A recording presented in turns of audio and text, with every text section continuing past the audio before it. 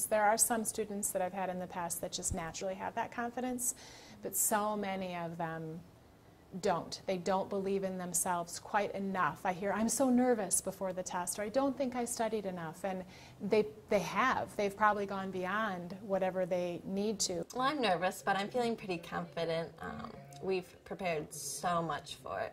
Just compared to other AP classes I've taken, like last year, I did not feel prepared at all going into the test. But she tells you exactly what's on it, exactly what you should prepare. She makes checklists for you. We have certain books, and her lecture guides are great for that. So I'm nervous, but I definitely feel prepared for it. Today we will be doing the practice multiple choice test in class. You will also have an opportunity to work on that tomorrow, and you can work with your partner. I have the copy of the test. I have an answer sheet that will be very, very similar to the answer sheet that you'll be using on the AP test when you take it on Monday. So that's on our list. The lab review is also on the list. You have that PowerPoint, you have the packet to be making all those, or answering all those questions in that packet. Make sure you go through those so that you're prepared for the possibility of whatever might come up on the lab essay.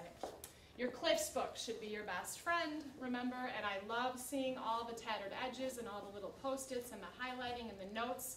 You've done a really good job of using that book. Continue to use it, most of you at least. Continue to use it. Really, if you haven't cracked it open yet, crack it open over the weekend and start looking at it. At this point, I would say this beautiful book's job is done. You're pretty much done with Campbell. The content that you now need to be reminding yourself of is the more shortened versions of what you see in the Kris book. And I would hit the plant chapters really hard. Guaranteed there's going to be some questions on Cambrian writing on your paper, sorry, on these hormones. Okay, so really know what they do. And did she star? Anything she starred? I don't think you did. There were, if you look in your Kris book and you cross-reference, there's one, for instance, auxins. The one thing, if you're going to remember one thing about it, it's this, cell elongation. If you're going to remember one thing about cytokinins, it's cell division.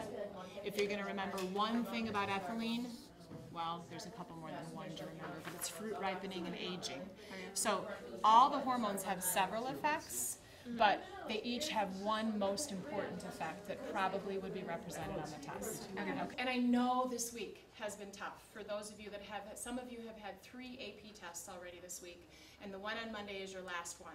I know fatigue sets in, I know you get tired, but you can do it. So have confidence, it's just this last little stretch. It's like finishing a race where you just want to quit. Don't quit. Believe in yourselves. You can do a really good job, but you have to put in that time over the weekend. I'm pretty confident, actually.